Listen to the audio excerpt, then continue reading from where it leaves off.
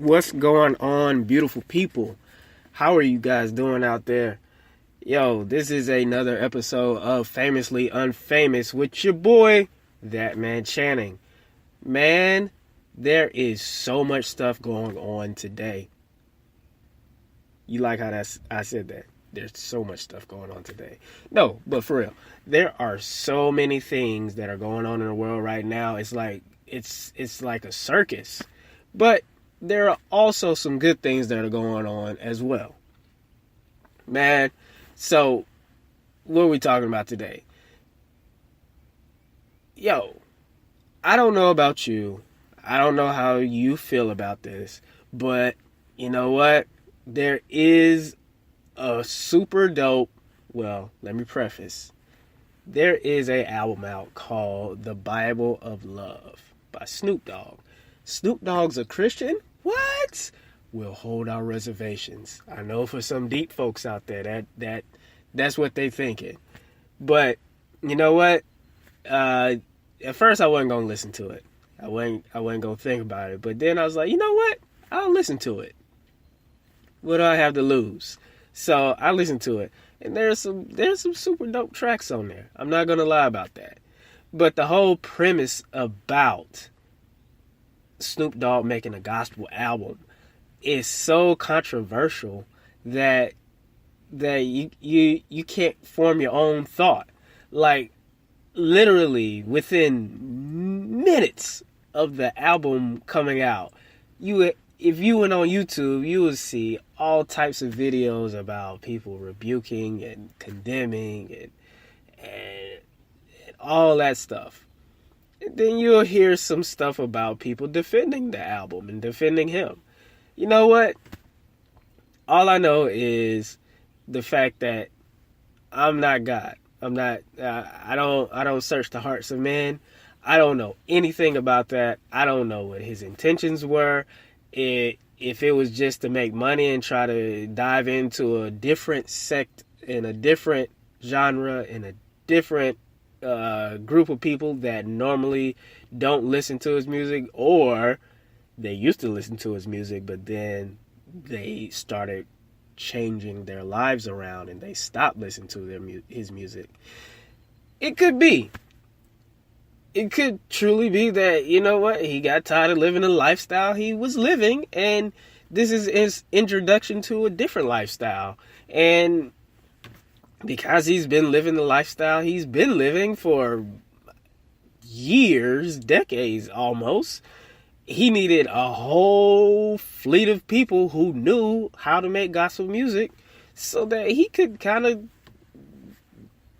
get something going. Because, I mean, if it was just Snoop, first of all, there's 32 tracks on the song, on the album.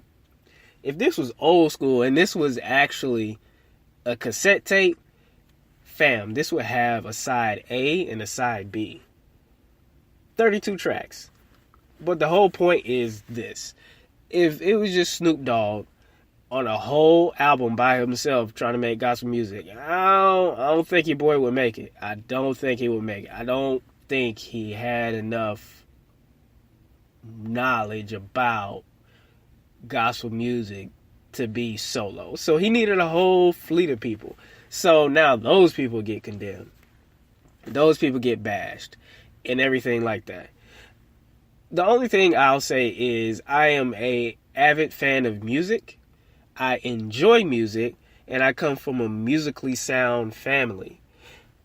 I, however, did not get that gift. For some reason, it's like it just jumped over me. It was like, oh, you got Channing being born? Let's go ahead and not give him that musical gift, talent, whatever you call it, and let's just jump over him. We just gonna jump over him and we gonna give it to everybody else. So I grew up in a family. I understand music. I have an ear for music, but I have no talent, zero talent at all. But what I will say is, if you historically go back in records that have been made by gospel artists or Christian artists, those records were produced by people And musical arrangements were done by people, and even songs that were remixed or sampled by people who also make music in secular arenas as well. So we can't just look at this album and say that this album is garbage or this album is a slap in God's face or whatever, and not look at other albums that have been made by people who and things that have been collaborated on by people that maybe were behind the scenes that you didn't know about, but you like the album, and they make music for secular artists in a secular arena as well. So all I know is that just like with everything else, there's information out there everywhere. There's information at your fingertips everywhere you go. But the point is, you have to spit out the bones and eat the meat. And what that simply means is the stuff that resonates with you, you keep that. The stuff that doesn't, you let that go. And here's the bigger point. You know what? We always say, and we always have infighting in, religious churches. But the bigger point is necessarily, this might not register to you, but what about somebody who's seeking to make a life change at some point in their life that would never know about any of these artists, but they do know about Snoop Dogg, and then he made an album. So you listen to the album, and then it resonated with you based on the level of where you're at in life. How about that guy? I mean, you know what? I am fully understanding this one fact, that not everybody gets everything at the same time, number one, but in the same way. Everybody learns differently. Everybody receives stuff differently. So, you know what? It's not for me to try to decipher, break down, or even necessarily judge when I don't have the facts.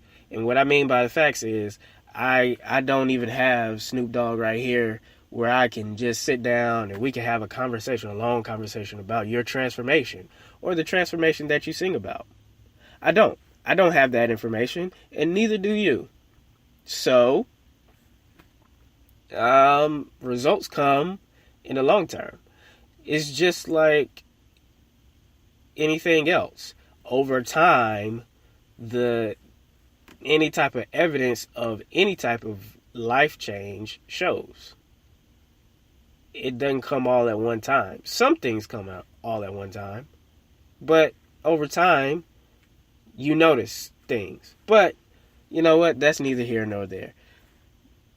The whole point is there were some songs on the album that was super dope. I'm not even gonna lie about that. All right, not gonna lie about that. And the reason why I know they're super dope is because at the end of the day, I decided not to be judgmental, and I decided to listen to the album with an open mind. An open mind and an open ear. And you know what? He has battles going on that he sings about that everybody has as well. Everybody at some point in time has decided to make life changes, has dealt with the load that life brings to them, and all that good stuff. So, you know what? My advice, listen to the album with an open mind. Actually listen to it. But if you're convicted not to listen to it, don't listen to it. So what? Okay, moving on. Another topic.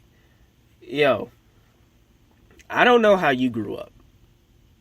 And you might not know how I grew up.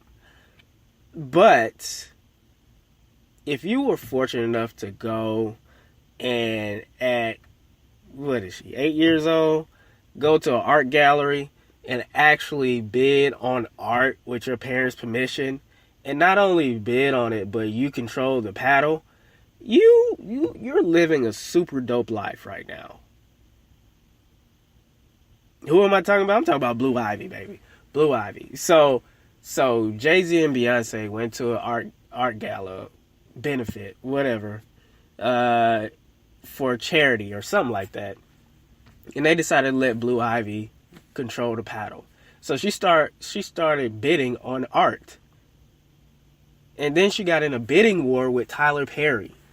You know, Madea, Tyler Perry, dude who writes plays, all that good stuff. She got in a bidding war with him.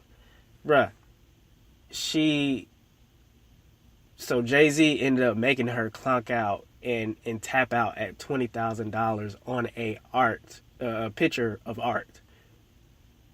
And Tyler Perry won that bid. But the point is, bruh, there's different levels of life, okay? There's different levels of life, and obviously I'm not at that level. I'll just say that. But to even have that experience as a child, that does something to your psyche. And I think every child probably needs to experience that to show them that, you know what, life is an oyster, and you can do a whole lot in life once you put the work in, okay? Because the whole point of life is there's so many people that think, and usually those people aren't successful, honestly.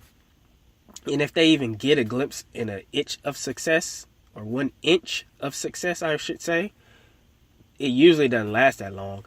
But there are two type of thinkers out there. There's one group of people, which is the larger majority of the population, which is, in order for me to succeed, you have to lose. In order for me to succeed and get ahead in life, you can't succeed, because there's a limited amount of pie, and we all can't eat. We can't all get ahead. Someone has to lose and someone has to win. And honestly, there's not all, but a group of people, not a group of people, but a illusion that has been given out by people who have power, that that's the way life should go. And the only reason they've given out that illusion is to make the people that work for them, that do things for them, or society in general work harder. If I work harder, then I'll get the promotion and you want. If I work harder, I'll get the pay raise and you want. If I outwork you, if I create the best product, I will get the bid and you want. You won't. But that's a whole messed up idea that has been put out over time, that has conceptualized and got into our thinking, that in order for me to win, you have to lose. But there's a different sect of people who are successful, who are actually successful, that says, you know what? If you did this, then I know I'm able to do this. And guess what? If I work hard enough and I put the work in, then I'll be successful. Success not meaning money, not meaning popularity, none of that. But is success how you define it? I'll be successful in what I'm doing, just like you were successful. And you know what? Congratulations on your success. That just gives me motivation to work harder, not to compete with you, but to give my best effort. Because I have figured out that there actually is enough of the pie for everybody to eat.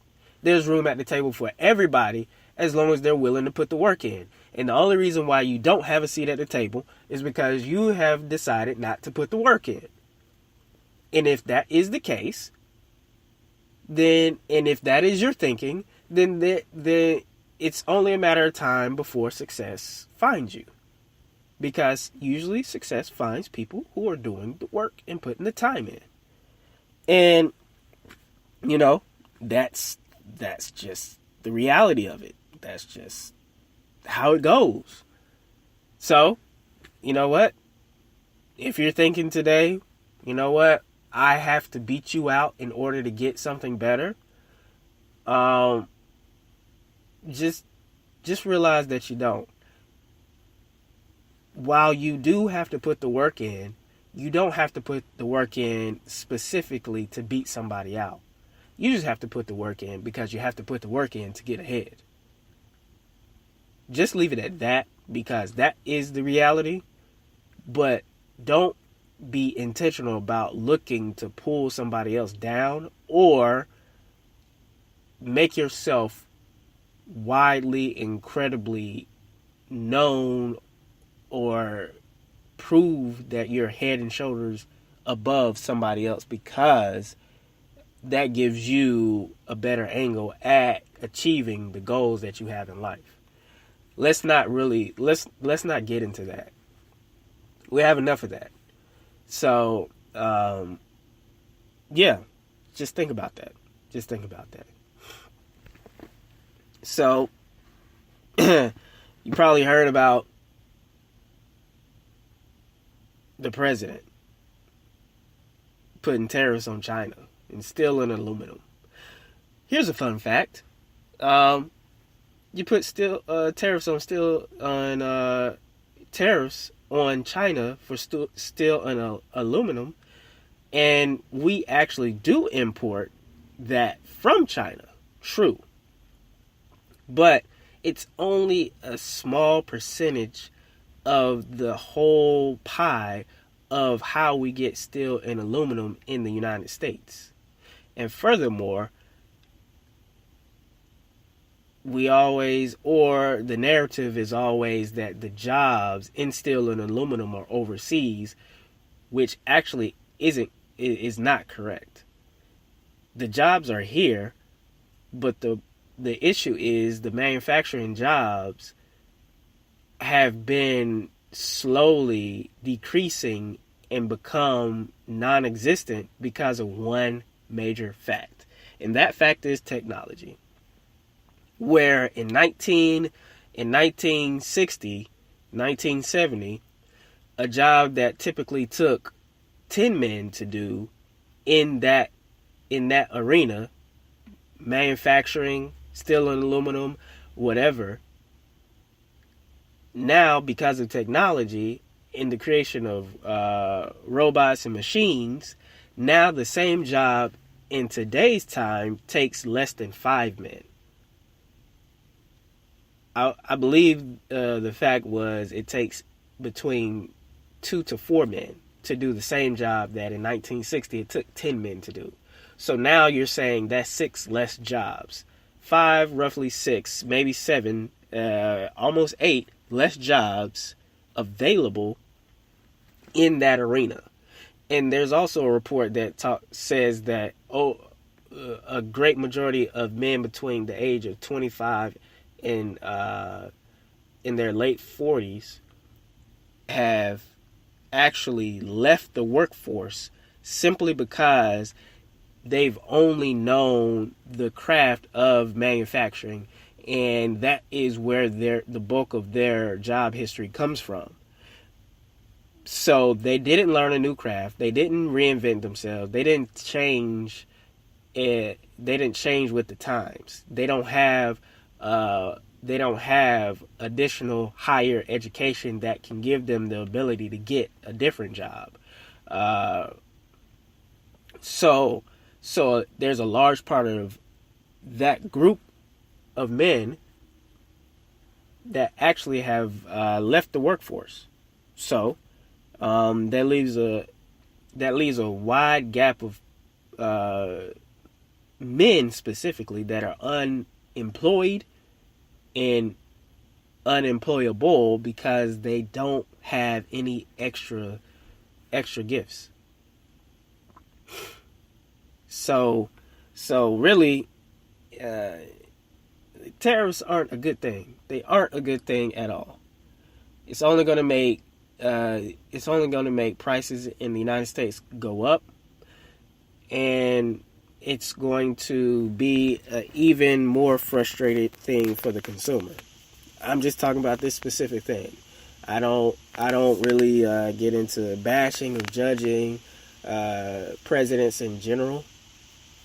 I just speak to the facts, and the facts are this move was a bad move. It was a bad move in general, and you know what? Over time, we'll see that down the line. And furthermore, I mean, come on, you put tariffs on China, dude. The president of China just installed himself as the supreme leader of China, meaning he's not the president anymore that can be elected and unelected or stop running at the end of his term. A presidential term in China is 8 years. He was coming up on his 8 years, and as the president of China, you have to actually pick a successor to you to start his term once yours ends. And this dude earlier this year decided, you know what? I don't want to end my term. I really like what I'm doing, and I think that I'm really good at it.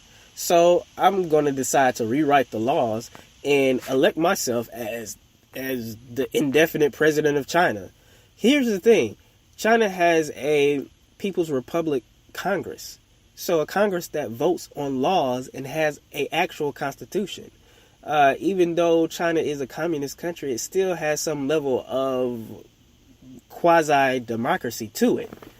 But they have a People's Republic of China Congress, elected officials who actually vote on things in China. So they actually voted on the law that would give presidential terms, 8 years. They haven't had a indefinite leader since Mao. And I believe 1941 is when he ended his reign. And then after that, and because of, obviously, if you go back in your history, you can see the amount of people he killed because he was just the supreme leader and nobody could touch him. They decided, you know what? It's probably good to have an elected leader not be in power forever, because that can lead to a whole bunch of stuff. But the point is, he had to put a clause in the Constitution to allow him to remain the president indefinitely. Not only that, but he had to convince Congress to actually pass the law that would make him president forever, or at least until he died.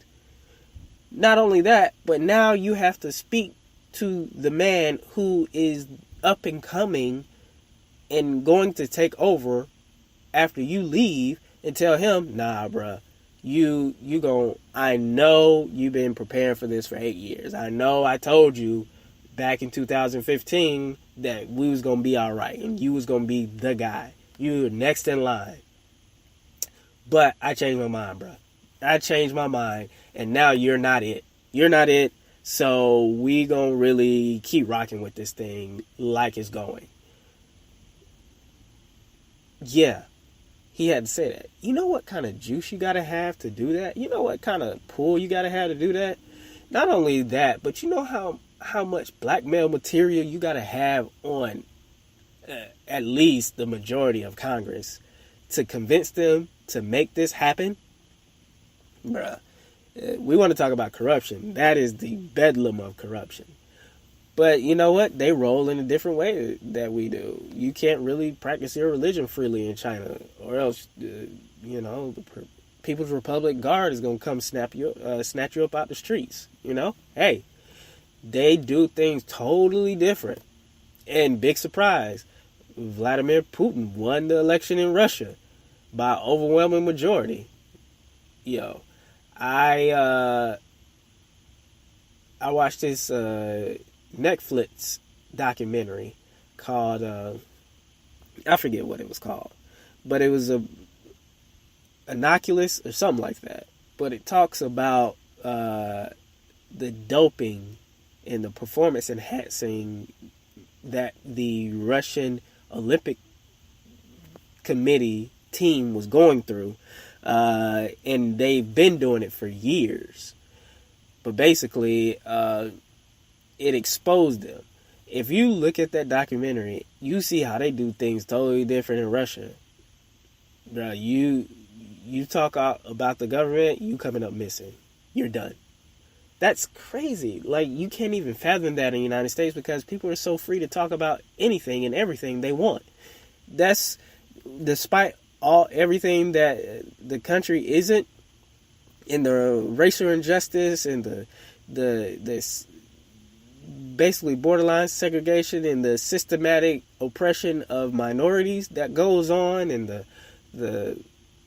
and everything else, the whole gamut, economic inequality, and all that stuff, everything that goes on. You know what? All that stuff is terrible, and it is.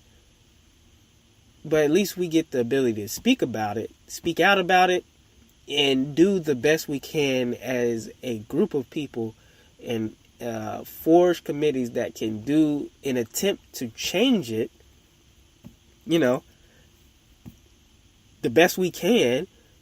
And if you can't change the economic status of your life, you can go out and actually create your own product and do your own thing to get the kind of economic success that you desire to have. And we have to stop thinking about the fact that, yeah, but I won't get Bill Gates type of money. No, you won't. You probably won't.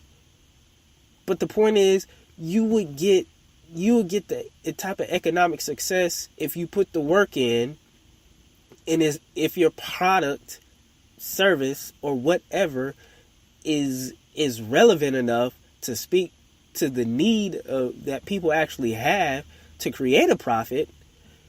You'll get success more than what you have right now if you're a person who's working a 9 to 5 and basically on a fixed income.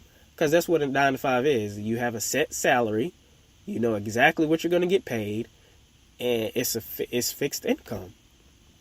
So you have more success and more earning potential doing that, or at least you have the chance to have more earning potential. It's probably not going to all come at one time, but over time, if you keep working it, eventually little wealth is gained little by little. Nobody started at the top ever, unless you got an inheritance, but that's a limited amount of people. So my point is, for all that we aren't in this society, there are still some things that you can do individually and as a community with a group of people that can change your situation. And if everybody decided to change their specific situation, then we'll look up and the entire situation has changed. But that's just how I think. I am a big proponent of collaborating and partnering with people who are on the same wavelength and that want to do something greater than I am with people who just decide, you know what, because I'm in the same group, just because you're a dude who wants to be funny and I'm a dude that wants to be funny, I have to take you out in order for me to succeed. No, let's partner together. Let's actually do something different. You realize you don't actually have to watch TV and subscribe to Comcast or AT&T or any of those dudes anymore. You can literally find other ways to be entertained. You can literally create a YouTube channel and have people subscribe to your YouTube channel for profit or without profit, or you can have the freedom to create your own content. And you can just do it you can just do it. Like, what are we doing, people? What are we doing? We don't even think outside the box anymore when technology has given us the ability to think outside the box. I'm just amazed at the amount of people that I talk to that just think one-track minded and just think this is the way that it's always been, so this is the way that it has to be for me. That just astounds me. But you know what? I'm off the soapbox. The point is, seek to expand your horizons. And once you expand your mind, it is not only scientifically proven, but it is just a fact that once you expand your mind to learn something greater, you can't physically get your mind to think back to where it was once you exposed it to something greater. But the other point to that is the fact that you actually have to put the work in to catch up to your mind. And it's done little by little. Little by little. You just do a little bit every single day. And then you look up a year from now, 2 years from now, and you're much farther ahead in your goal than you were before you started. But it's just up to you. It's up to you whether or not you want to do the work. So that's all I'm talking about today.